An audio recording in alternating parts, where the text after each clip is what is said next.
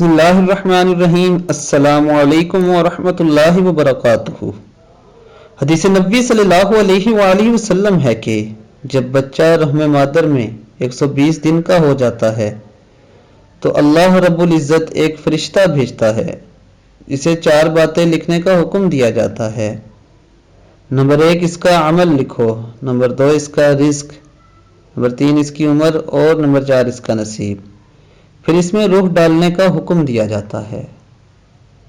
ایک دفعہ پھر آپ کے لیے حدیث پڑھ دیتا ہوں کہ نبی اکرم صلی اللہ علیہ وآلہ وسلم نے فرمایا، جب بچہ رحم مادر میں 120 دن کا ہو جاتا ہے تو اللہ رب العزت ایک فرشتہ بھیجتے ہیں جسے 4 باتیں لکھنے کا حکم دیا جاتا ہے، اس کا عمل، اس کا رزق، اس کی عمر، اس کا نصیب۔ پھر اس میں روح ڈالنے کا حکم دیا جاتا ہے۔ دوستوں میری آپ سب سے یہ گزارش ہے کہ اگر آپ نے ابھی تک میرے چینل کو سبسکرائب نہیں کیا تو میرے چینل کو سبسکرائب کریں اور بیل بٹن پہ کلک کریں۔ اپنا بہت خیال رکھیے گا۔ اللہ حافظ۔